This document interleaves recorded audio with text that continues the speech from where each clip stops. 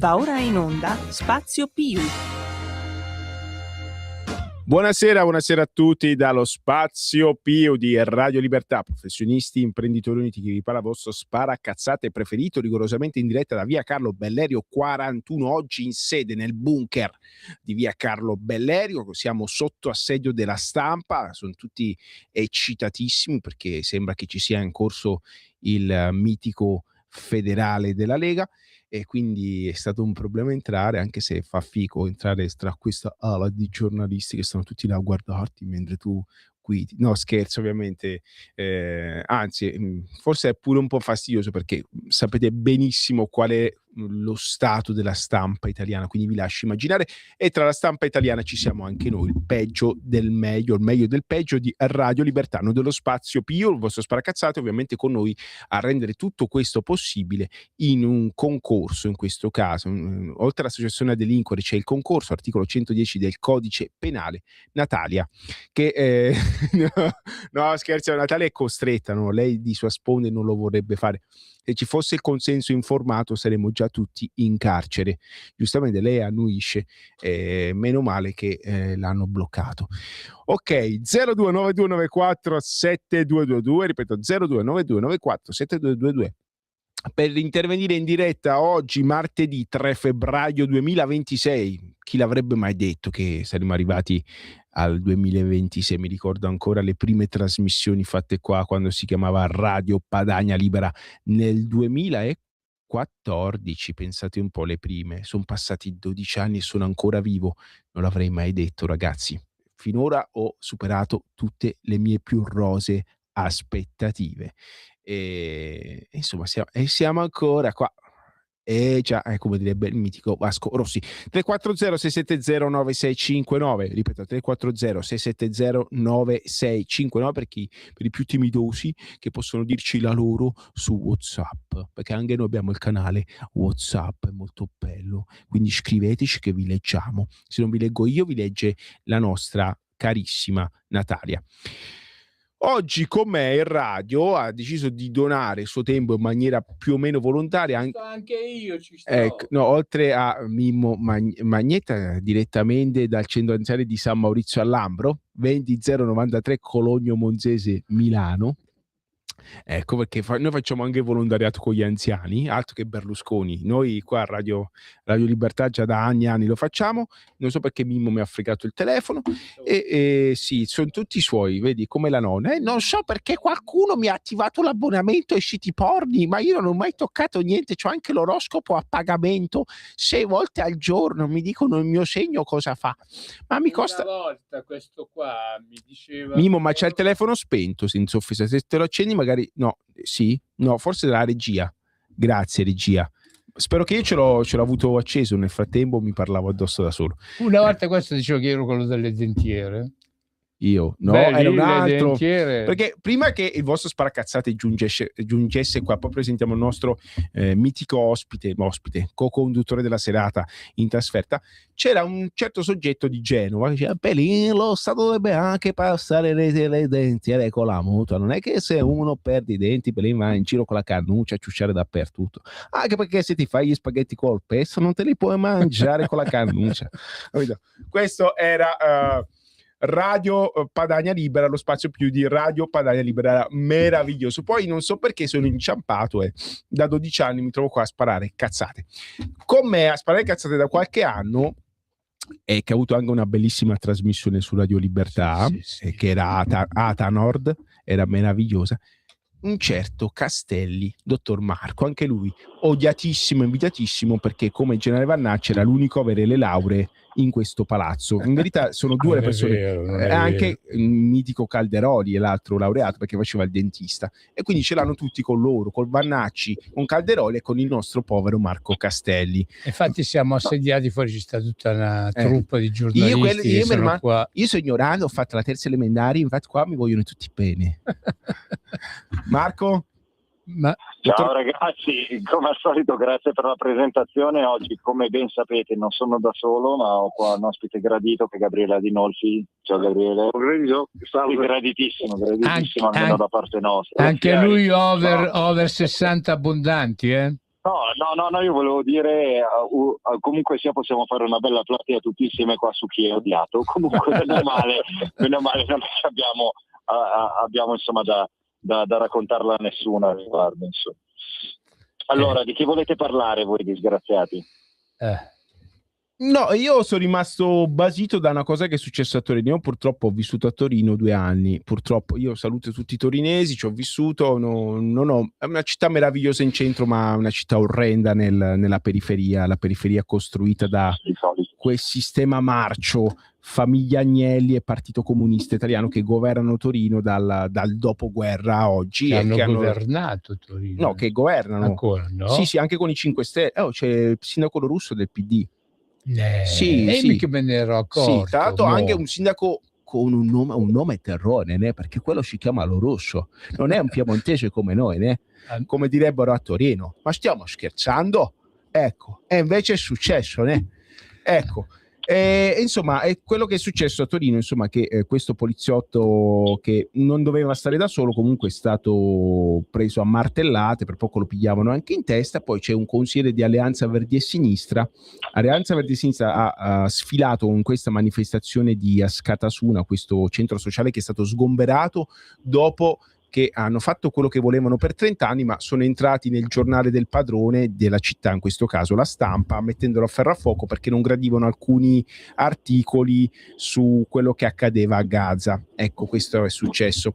A me è dispiaciuto, ho detto: avete fatto i poveri idioti appena siete entrati nella sede del giornale del padrone, facendo sentire quello che voi pensate che a loro non piacevano, vi hanno fatto fuori. Almeno questa è stata la mia. Chissà se faranno la stessa fine di quelli che sono entrati nella sede della CGIL a Roma. Questo consigliere di Alleanza Verdi e Sinistra ha detto: no, noi abbiamo fatto bene perché negli anni 70 i fasci e Ignazio La Russa facevano la stessa cosa e uccisero il poliziotto Marino a Milano.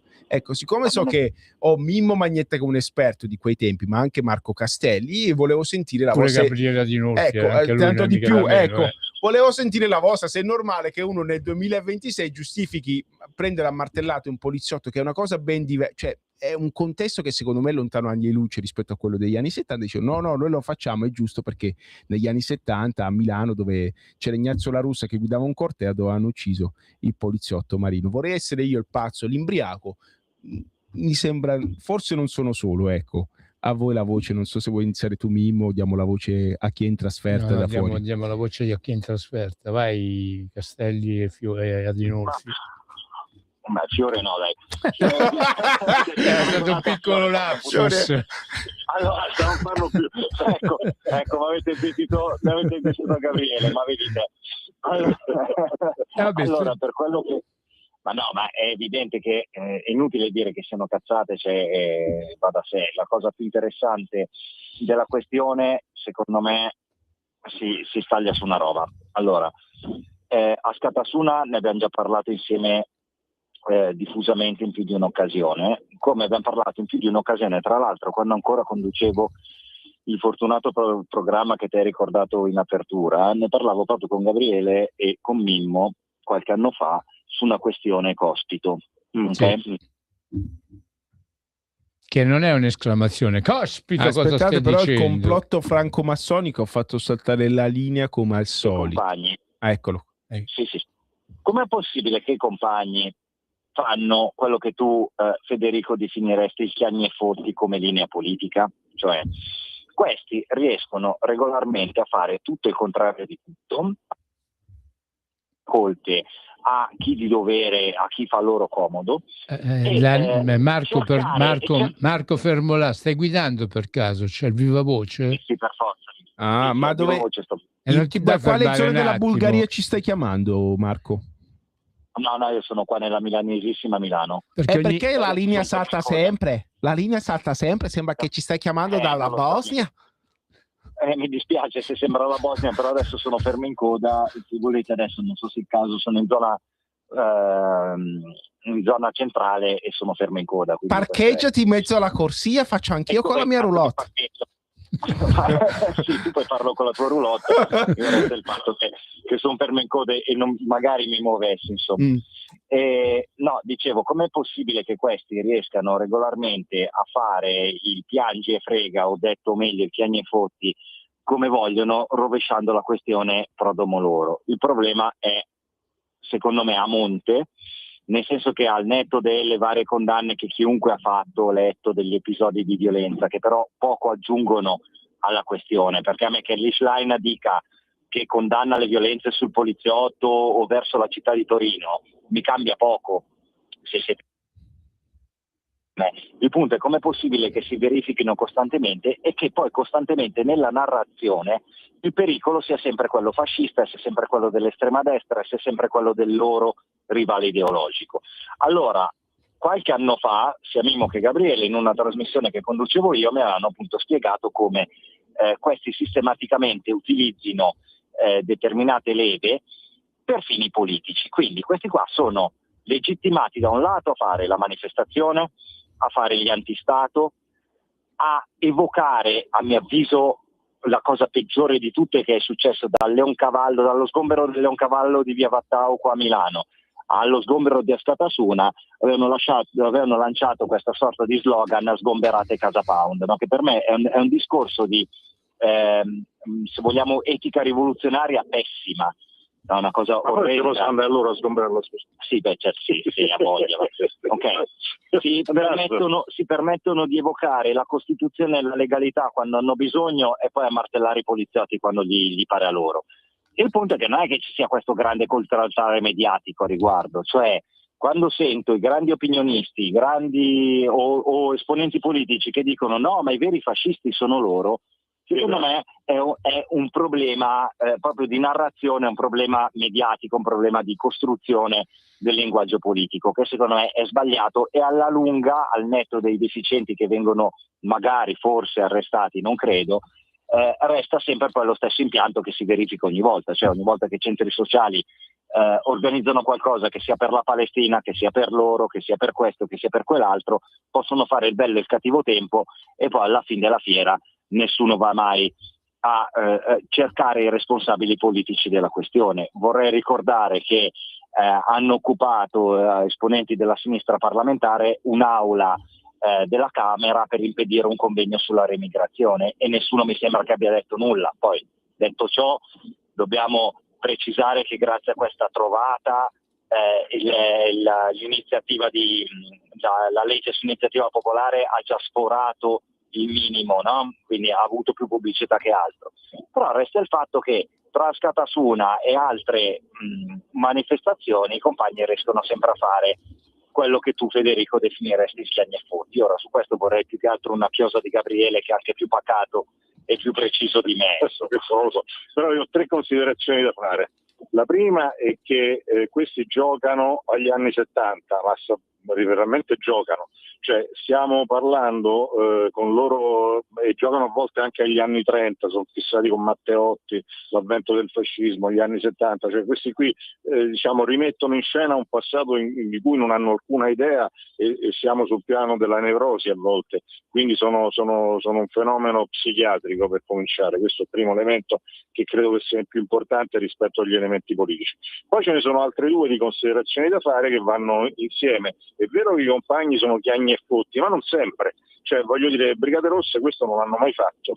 Questo tanto di cappello le Brigate Rosse non hanno mai fatto nessun tipo di vittimismo, hanno deciso che loro sfidavano lo Stato, che non riconoscevano lo Stato e che quindi non avrebbero avuto nessun tipo di domanda di grazia rispetto allo Stato. Quindi voglio dire, non è assolutamente necessario per forza che un comunista debba essere una merda, a volte non lo sono. Il terzo elemento che è comunque importante è questo, che si è perso il senso delle cose, nel senso che ogni cosa ha un prezzo, l'onore ha un prezzo, la lealtà ha un prezzo, l'omosessualità ha un prezzo. Voglio dire, se uno è omosessuale non è per forza uguale a un eterosessuale. Il pretendere di essere contemporaneamente omosessuale uguale all'eterosessuale è una follia, cioè il pretendere di essere un'altra cosa e di avere diritti è una follia, e lo stesso cosa vale in tutto e per tutto. Quindi se io, compagno, camerata, radicale, arcobaleno, pinguino, mi metto in piazza a fare gli scontri con la polizia, dobbiamo partire da un concetto che la polizia sta lì a fare poco importa come lo faccia, non lo so, ma sta lì a difendere l'ordine, mentre io sono lì a perturbarlo. Ora lo posso perturbare per tutti i motivi che ritengo migliori al mondo, però non posso piangere quando mi menano. Punto.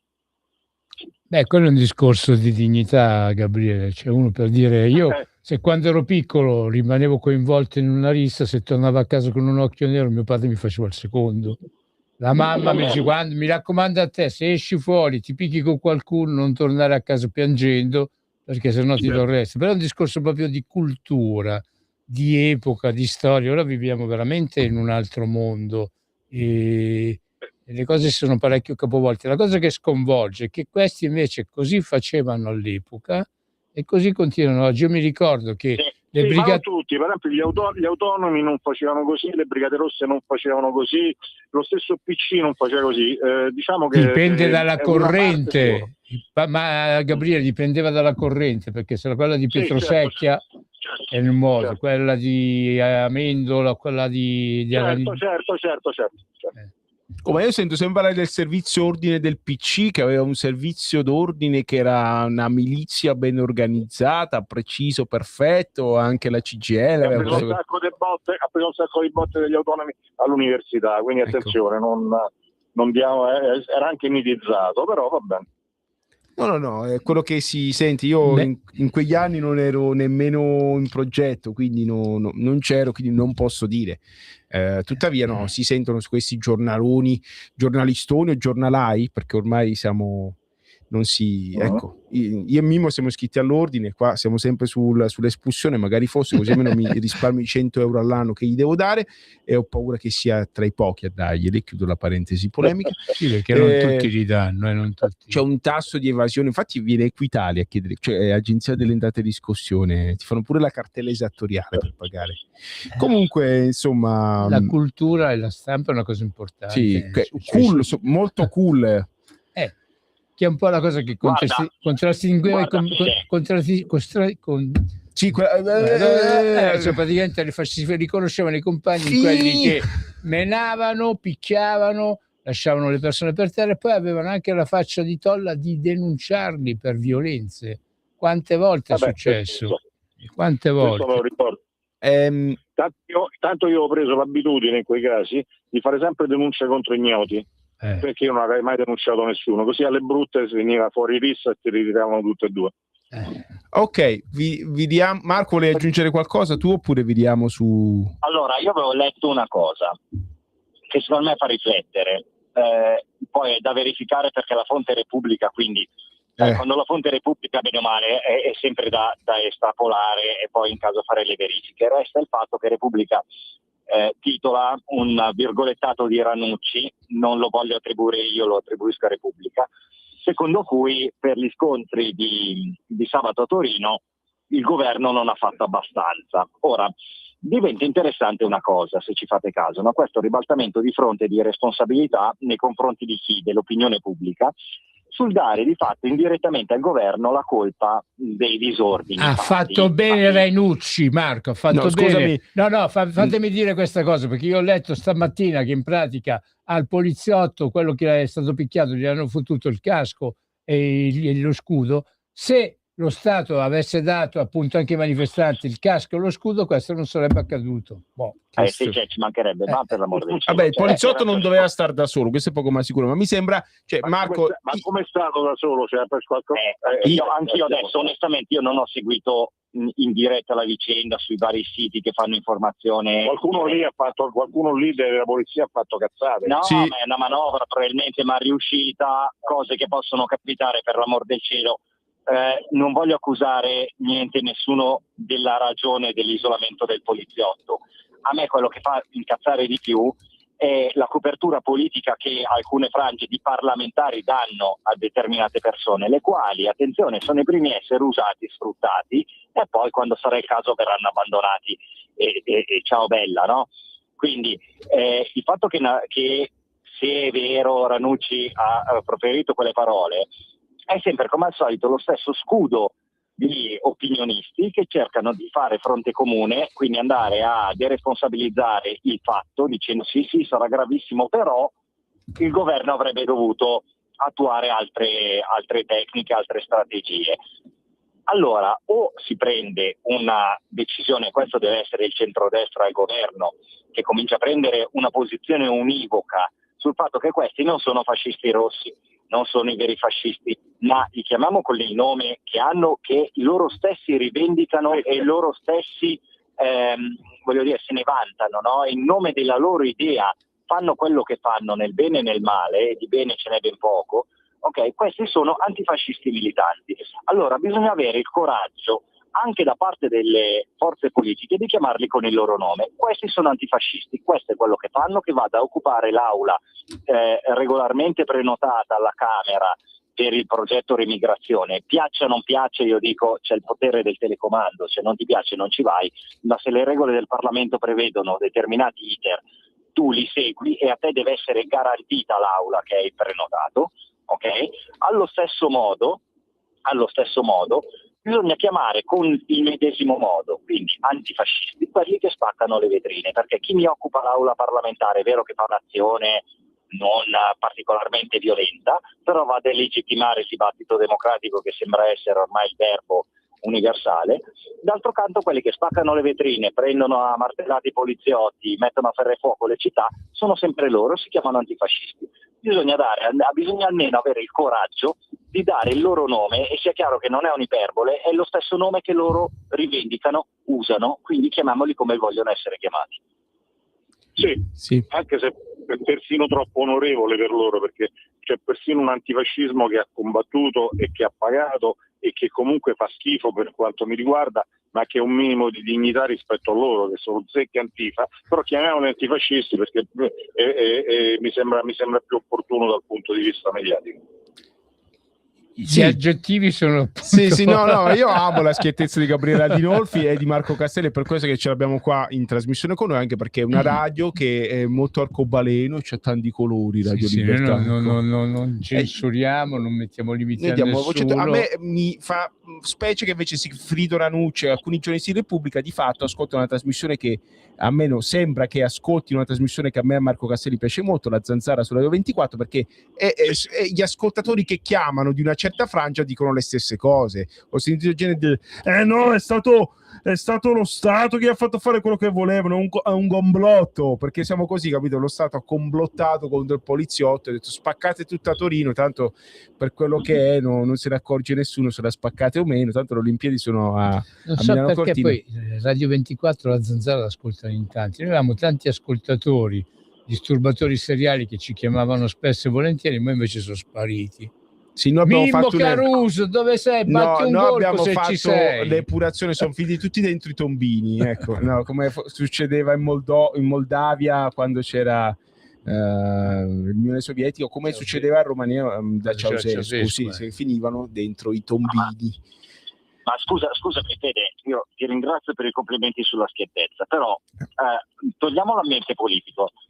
Allora, io tengo al Milan, Gabriele tiene alla Roma, giusto? Io tengo all'Inter, se ti fa piacere. Penso è disperato che posso essere io. Esattamente. Ora andiamo a vedere insieme Milan-Roma. Io ho la sciarpa del Milan e ho la sciarpa della Roma. Ok? Se uno mi vede, mi dice quello è milanista, giusto? Vede Gabriele, dice quello è romanista. Più o meno dovrebbe essere così. Ok, perfetto. Se io metto fuori determinati simboli e determinate scritte con scritto antifascismo militante, siamo d'accordo? Benissimo. E qual è il problema di chiamarli con il nome che loro stessi vogliono usare? Perché mi devo trovare forze politiche, opinionisti, giornalisti, chi vuoi te, che deve fare 10.000 giri strani perché hanno vergogna di chiamarli come loro stessi vogliono essere chiamati? Cioè, questa cosa qua è una stupidaggine, il che non significa per forza di cose che chiunque li chiami con il loro nome debba strizzare l'occhio all'altra parte. non significa niente, significa smetterla di andare a nascondersi dietro un dito, mettere la testa sotto la sabbia e ammettere che il problema di ordine pubblico sia in Parlamento che nelle strade è fatta dall'estrema sinistra. Fine. Al posto di continuare a sentirsi dire cazzate sul ritorno del fascismo, sulla militarizzazione delle strade perché non strettare l'occhio al fascismo e tutte queste cazzate qua, che non stanno né in cielo né in terra. Nella realtà dei fatti, quelli che rompono le vetrine, danno fastidio, hanno, se vogliamo, anche comportamenti ambigui da un punto di vista legale, hanno un nome, si chiamano antifascisti e militano nell'estrema sinistra extraparlamentare. Questo piaccia o meno, ma tant'è. Non so se siete extraparlamentare, perché sinistra sì, tra l'altro, esatto, neanche extraparlamentare, sono pure abbastanza conniventi con il potere parlamentare. Sì, con Alleanza Verdi e Sinistra, facciamo anche i nomi, visto che ci sono alcuni anche esponenti della cultura che erano a manifestare insieme. Ma dalla parte opposta non c'è nessuno, ci sono solo quelli che si limitano ad alzare il braccio. Allora, io vi dico solo una cosa, vengo da Bruxelles, ho parlato con eurodeputati di vari colori. Sapete chi sono identici a loro? Chi? Tutto e per tutto, l'Allianz für Deutschland, che non fa altro che appoggiare tutte le cose LGBT più estreme, qualsiasi formazione cosa antifascista, soltanto loro insieme ai verdi e ai rossi. Quindi attenzione, ci sono infiltrazioni a destra della stessa merda.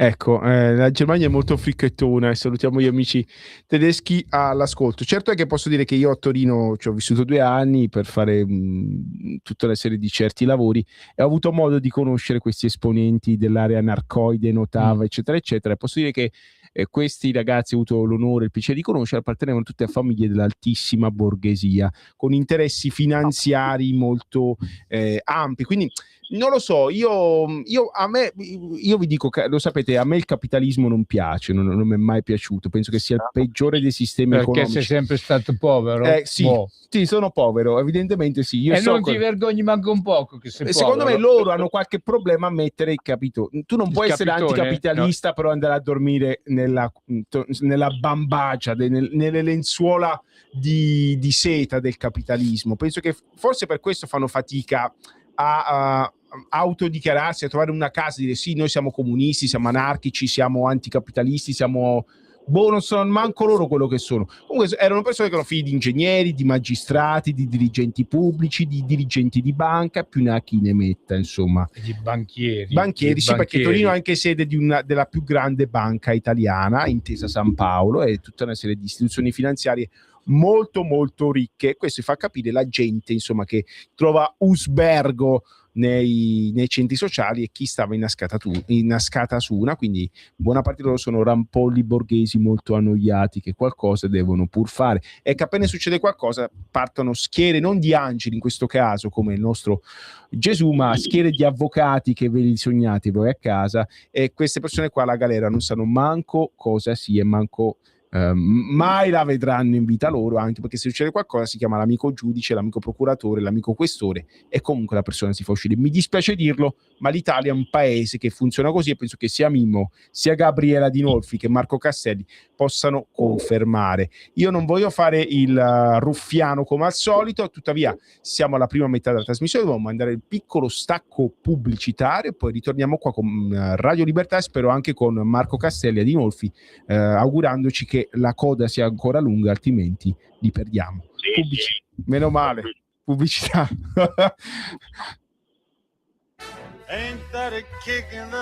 Ascolta i tuoi programmi preferiti, le notizie, la musica che ami e non solo. Con l'app di Radio Libertà puoi interagire con i conduttori, anche quando sei in movimento. Non aspettare, cerca Radio Libertà nello store del tuo smartphone o tablet e scarica l'app gratuitamente. Radio Libertà, tutta la radio con te. Scopri di più su radiolibertà.net. Semplicemente la tua radio.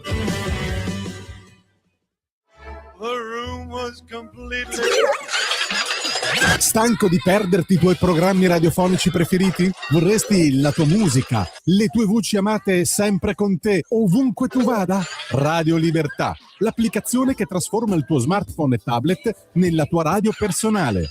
Scaricala ora, è gratis per i dispositivi Android e iOS. Avrai tutta la programmazione quotidiana di Radio Libertà a portata di mano. Scopri di più su radiolibertà.net. Semplicemente la tua radio. Un nuovo modo per sostenere la tua radio. Visita radiolibertà.net. Ti basta un click e potrai versare il tuo contributo volontario direttamente online. Potrai donare con ogni tipo di carta di credito, anche prepagata. Ti aspettiamo online su radiolibertà.net. Sostieni la tua radio con il tuo contributo volontario. Radio Libertà. La tua radio. Diamo voce alla nostra gente. E rieccoci in diretta allo Spazio Più con Federico Sparacazzate che è chi vi parla, Mimmo Magnetta e la nostra Natalia in regia dall'altra parte del Chelognoso, oggi che è martedì 3 febbraio 2026, poi dall'autostrada A7 se non erro, la 7, sì, la 7, la Milano Laghi se non erro, dovrebbe essere così, in coda abbiamo Marco Castelli e Gabriele Adinolfi e ringraziamo insomma il traffico della metropoli lombarda, altrimenti col cavolo che ce l'avremmo avuti con noi. Per chiunque voglia intervenire in diretta 0292947222, ripeto 0292947222, per i più timidosi c'è il canale WhatsApp il 340 670 9659, ripeto 340 670 9659. Dovete sapere, cari amici a casa, che i nostri ospiti, i nostri co-conduttori di oggi in trasferta sono anche esperti di questioni geopolitiche, quindi a me piace iniziare dal glocal, da vicino, e poi proiettarci. E oggi mi volevo proiettare oltreoceano, però diamo la linea a chi ci ascolta come al solito e poi ci proiettiamo. Buonasera, chi è e dove chiama? Buonasera Lisetta. Io volevo parlare, visto che fra 2 o 3 giorni iniziano le Olimpiadi, anche questo, centrate anche voi forse qualcosa, per la sicurezza meglio i militari USA. Allora io voglio dirvi questo in poche parole. Io sto seguendo, come tanti cittadini naturalmente, quanto sta avvenendo in merito alla sicurezza delle personalità americane presenti alla inaugurazione delle Olimpiadi Milano-Cortina. Aggiungo, non riesco a capire come la politica americana non sia in grado di gestire al meglio certe situazioni, in particolare questa, che determineranno sicuramente secondo me, una ulteriore riduzione della popolarità dell'attuale presidente degli USA. Dopo quanto avvenuto negli Stati Uniti sul comportamento di queste squadre speciali, cioè mi sembra che l'ICE, non sarebbe stato meglio per loro e anche per il nostro paese trovare una soluzione concordata coinvolgendo, sempre secondo me, parte delle centinaia di militari americani presenti nelle basi americane di Vicenza ed Aviano? E questo naturalmente con tutte le precauzioni politiche del caso, data secondo me sempre la situazione politica mondiale, in particolare in Medio Oriente, dopo quanto è successo contro gli israeliani alle passate Olimpiadi di Monaco di Baviera. Tutto qua. Sono Grazie, tanto passate, grazie, sono tanto passate quelle Olimpiadi famose di Monaco, quindi 54 anni fa. Ecco, dai, cioè è un'era geologica, oserei dire che si sono presi non la rivincita, ma peggio ancora. Abbiamo visto che ne hanno uccisi uno per uno, e poi quello che è successo in Palestina recentemente. In realtà non hanno ucciso uno per uno, perché se vedi il film di Spielberg, in realtà ti spiega che hanno ucciso persone che non c'entravano nulla e hanno fatto un putsch all'interno dei... Però comunque vabbè. Fa figo, dai, facciamo finta che l'hanno uccisi uno per uno, perché sennò poi qua ci attaccano e ci fanno chiudere la radio. Certe cose non si possono dire, perché come ha scattato uno è saltato. Spielberg te lo dice, ecco, no. Non è un pericoloso anti-israeliano. Ma lui può comunque far parte di quella meravigliosa progenie. Ecco, noi no, e ci siamo capiti. Tanto un saluto a tutti gli amici israeliani che ci ascoltano, sono tantissimi. Noi a Tel Aviv siamo di casa, sia io che Mimmo. Io c'ho anche una specie vicino a Tel Aviv, a Trana, là vicino, c'ho anche la Cassumare. Abbiamo pure il club Roma Gerusalemme, se vogliamo. Allora, un bacione a tutti.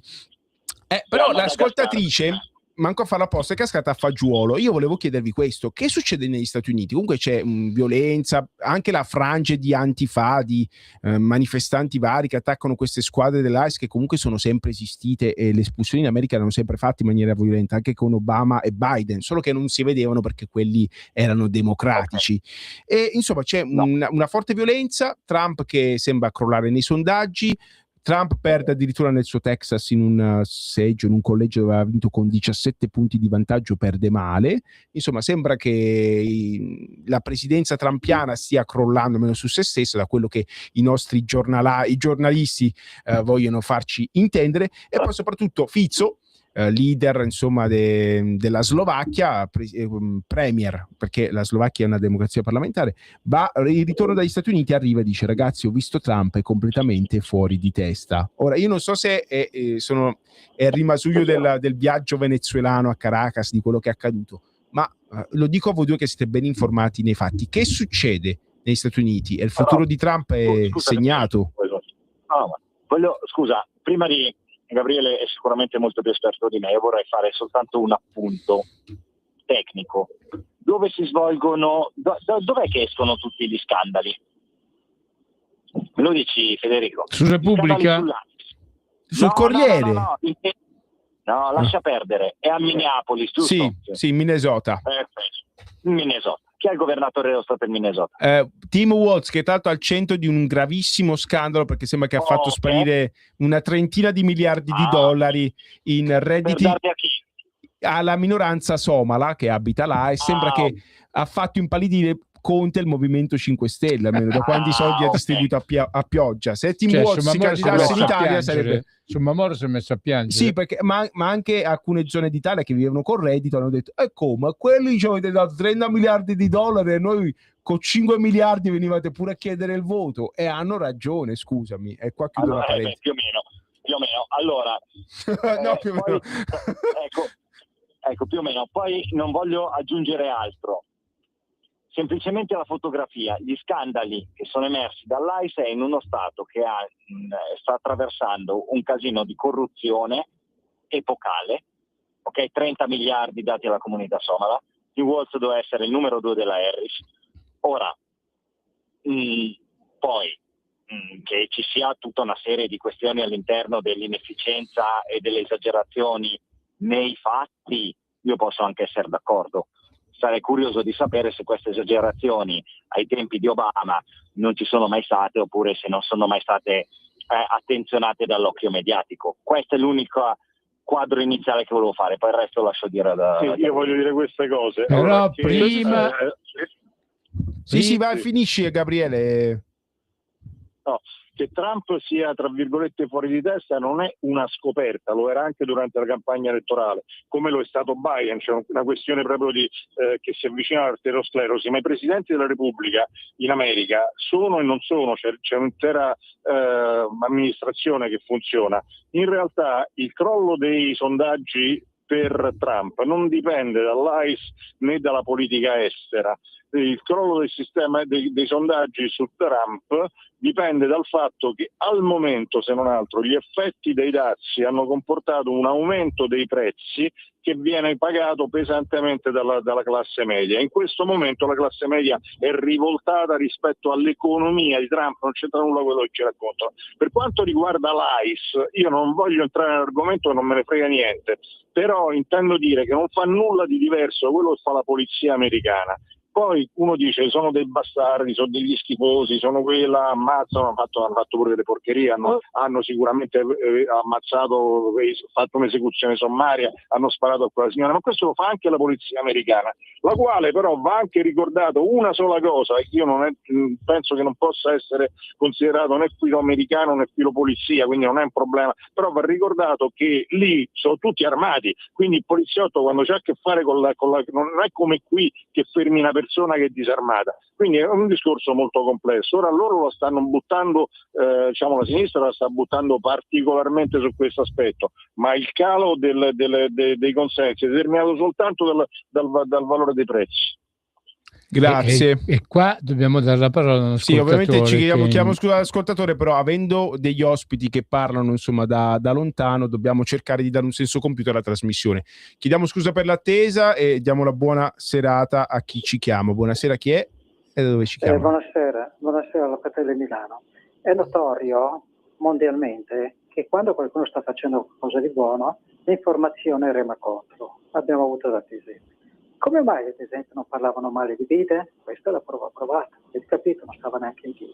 Avete capito cosa voglio dire? Ma queste cose qui però sono anche qui in Italia, un paese cattolico. Almeno padre il Papa lo vedo bene, speriamo, anzi faccio tanti auguri di proseguire. Perché questo paese noi siamo sempre andati avanti a valle a far credere che piove anche quando c'è il sole, e se mi sono spiegato mi pare di essere semplice, ho detto niente, perché purtroppo siamo arrivati al giorno d'oggi proprio così. Ok, e se qualcuno sta facendo qualcosa di buono, l'avete capito cosa fanno, con la disinformazione eccetera eccetera, da autentici falsi, io direi qualcosa di peggio. Saluto, auguri, grazie. Grazie. Beh, Enzo Biagi, grande maestro del giornalismo, almeno così dicono, diceva in Italia ti perdonano tutto tranne che il successo. Riporto la citazione del signor Enzo Biagi, poi insomma torniamo nello scenario americano e insomma Trump fuori di testa, almeno secondo quello che sembra, però anche là in effetti quello che Gabriele dice è vero, non solo Trump, c'è la teoria del mad dog, del cane pazzo, da Nixon, poi Reagan, è tipica soprattutto dei presidenti repubblicani questa teoria qua. Comunque ha deciso di far fare una scampagnata alla sua marina militare circondando l'Iran, e insomma l'Iran a quanto pare si trova parcheggiate tutte queste belle portaerei, fregate, sottomarini, aerei, di tutto e di più. Ma che succederà in Iran? Perché a volte vediamo che le borse si impennano le materie prime, l'oro, poi il giorno dopo crolla l'oro, il petrolio, perché sembra che non accada nulla, poi di nuovo si riaccende la febbre. Gli Stati Uniti secondo me hanno fatto delle richieste che sono inaccettabili per l'Iran, perché si parla di rinunciare al piano nucleare. Insomma, l'Iran che tanto ha speso e tanti sacrifici ha fatto per averlo, ci credo poco che vada a rinunciare all'energia nucleare e anche al piano militare, perché non ci prendiamo in giro, c'è un qualcosa dietro ovviamente dovuto al fatto che insomma in Iran hanno visto che fine hanno fatto tutti gli altri paesi dell'asse cosiddetto del male, che la bomba atomica non ce l'avevano, una specie di assicurazione. Voi due come la vedete? Che succede?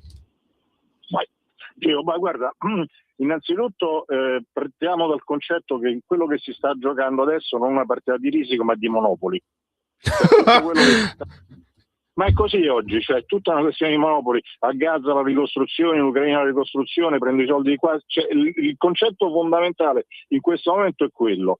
Per quello che riguarda l'Iran si trova prigioniero di tutta la sua politica, tra l'altro che io non ho mai approvato almeno nel 1984, e si trova in una situazione complicatissima che però, attenzione, contrariamente a quello che dicono, né gli Stati Uniti né Israele hanno interesse a che l'Iran crolli completamente, perché nei giochi dei contrappesi l'Iran è comunque un contrappeso al potere degli Wahhabiti, che è fortissimo, che comunque ha partecipato pesantemente, cioè fa parte del patto di Abramo, e che pesantemente è molto alleato degli Stati Uniti e di Israele, ma lì in mezzo ci sono entrate da tempo le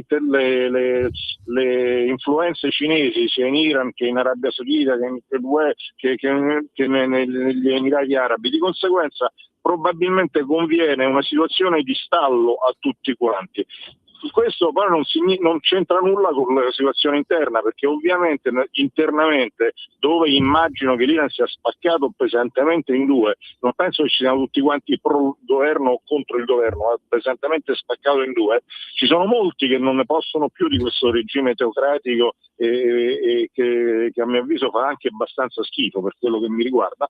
Però io credo che più che gli americani o gli israeliani, lì forse, se ci sono influenze che aiutano, che spingono gente che non andrebbe a morire perché è pagata, ma semplicemente perché non ne può più, sono più probabilmente degli aiuti di altri paesi arabi. Quindi è una situazione, è un groviglio nel quale secondo me tutti quanti si muovono un pochino facendo vedere delle determinate cose, ma giocano se non altro per ottenere dei risultati diversi sul nucleare, sul petrolio. Quindi è più un gioco da monopoli. Io personalmente non sono molto convinto che ci siano conflitti in vista. Quindi tu non pensi che Trump, siccome in difficoltà, cerca un diversivo come faceva Bush, che quando calava nei sondaggi attaccava l'Iraq perché disse me l'ha detto Dio di attaccare l'Iraq?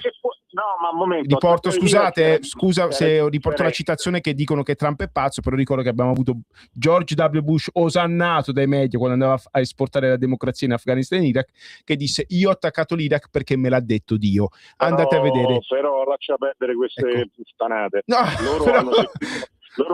loro hanno seguito un piano preciso che è il cosiddetto che era il rapporto Cinei, che era il vicepresidente di Trump. Quando lo scrisse non era ancora vicepresidente, e poi secondo me non lo scrisse lui ma lo firmò, che è tutta un'alternativa strategica sullo sviluppo del futuro riguardo le fonti energetiche. Era una strategia precisa che partiva addirittura dai tempi di Carter, non hanno mai cambiato. Gli americani non le cambiano grosso modo le strategie, le adattano. Quindi la Trump non può attaccare l'Iran per un motivo molto semplice, perché per attaccare l'Iran serve una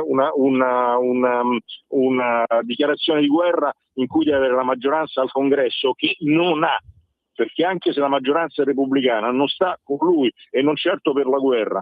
Di conseguenza al massimo lascia un'altra volta un missile, 2 missili, può essere un gioco questo cioè, come stanno giocando a poker, può anche lanciare un missile e quelli ne lanciano un altro e poi dopo fare la 12ª pace e chiedere ancora il premio Nobel, può essere, ma il gioco non è bellico, il gioco è economico e di rapporti e siccome sono diventati troppo potenti contemporaneamente gli Emirati Arabi, l'Arabia Saudita, in parte la Turchia, e comunque sono abbastanza alleati di Israele, soprattutto su quello che riguarda l'hub energetico, ma poi diventano un po' troppi.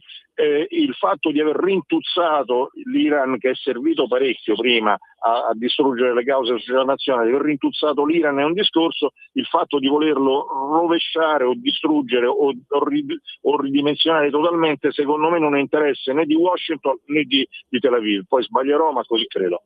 E comunque facendo così praticamente provocano con questi alti e bassi certi risultati a livello di borsa, per cui tanti si arricchiscono, insomma. Infatti giocano a Monopoli. Sì, ma sembra che Silvio Berlusconi ci abbia lasciato sul più bello, perché qua ormai sono tutti palazzinari, a quanto sembra. Ci mancava il principe dei palazzinari, che era Silvio Berlusconi, insomma, nemmeno a farlo apposta. Lo ricordiamo perché l'Italia è un laboratorio politico. Io quando vedo Trump a me ricorda, so perché mi ricordo. Però Silvio ha lasciato interi quartieri. Il problema è questo. Anche Trump oggi... ha costruito certe torri in America che è tutto sogno. In America sì, però in altri posti invece hanno raso al suolo interi villaggi. Obiettivamente Berlusconi era molto più simpatico. Che andava le barzellette, le canzoni, insomma, chi lo dimentica. Lo salutiamo perché anche lui ci ascolta. Poi perlomeno lui le escort le prendeva a mazzi per dare agli amici, non le pagava. Le pagavamo noi. Le davano alcune parlamentari pure, ministre. Vabbè, ma... Ecco poi se posso aggiungere una differenza sostanziale meno impattante rispetto a quella che ha detto Gabriele. Berlusconi nel bene e nel male, in un modo e nell'altro, è un soggetto, anche un imprenditore che ha costruito, cioè da Mediaset a Publitalia ha rivoluzionato il paese, nel bene e nel male uno veda quello che vuole. Trump ha lasciato grandi bancarotte, Sì. Attenzione anche questo. Però non ha visto manco una Coppa dei Campioni. Tra l'altro, io da milanista, tornando a prima, Berlusconi lo guardo con un certo occhio. Trump chi è? Detto tutto. Ecco, vedi, l'Italia... Berlusconi...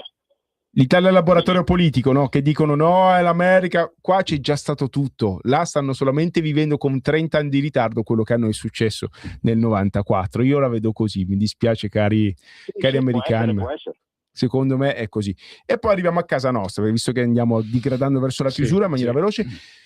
Insomma, l'Europa, l'Italia, l'Europa in generale sta attraversando un periodo molto forte di crisi di identità economica, militare, insomma ci siamo all'improvviso qualcuno si è accorto che nessuno fa niente per niente a gratis e che anche gli Stati Uniti Io non sono d'accordo, l'Europa sta vivendo un momento di difficoltà politica che è salutare, anche perché si è resa conto obiettivamente che molti dei lacci che c'erano, ecco, finita. È cascata la voce, Gabriele, vedi?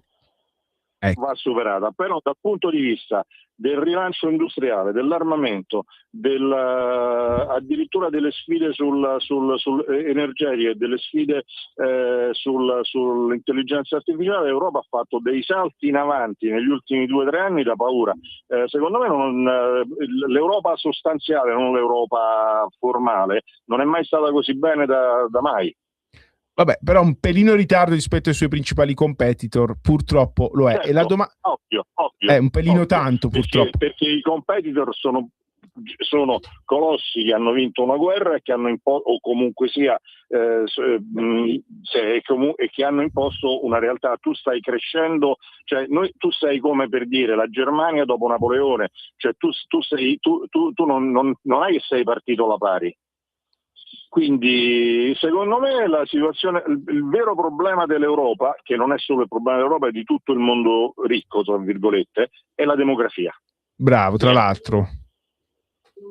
Che è gravissimo, cioè purtroppo in Europa la crisi demografica vale per tutti meno gli Stati Uniti, vale per la Russia, vale per il Giappone, vale per la Turchia, vale per tutti meno Israele, che però Israele dipende molto dagli arabi che hanno di cittadinanza israeliana, e gli Stati Uniti che negli ultimi 25 anni sono aumentati del 25%, con popolazioni che hanno importato tutto quello che volete, ma è l'unico paese ricco in crescita demografica. In effetti la fine della mia domanda, Gabriele, e Marco Castelli, è cosa succede ora? Cioè l'attuale architettura comunque europea fa fatica a reggere. C'è chi... qualche limite, cioè non lo dico io, lo dice anche Mario Draghi, che oggi è stato applauditissimo. Il che è molto buono, perché c'è una presa di coscienza di una serie di cambiamenti che sono già in atto. Perché per dire scusa, finisco la domanda così. Che succede ora? Si lascia o si raddoppia? Cioè si può arrivare, siccome comunque le divergenze ci sono, c'è la Francia che alcune cose non gli piacciono, poi arriva la Germania, no, però dobbiamo fare la difesa europea, la Francia, però a me non piace, ma c'è la NATO, qua ognuno c'ha sempre da dire qualcosa, insomma. Non vorrei che qua diventa un po' come un condominio, ci sono i condomini di successo dove va tutto bene. Si lascia o si raddoppia? Questo volevo sapere, detto in parole povere. Si triplica. Guarda, ti dico questo, noi abbiamo, ovviamente, mi sembra giusto, perché ognuno guarda in casa sua e non conosce quello che succede dalle altre parti.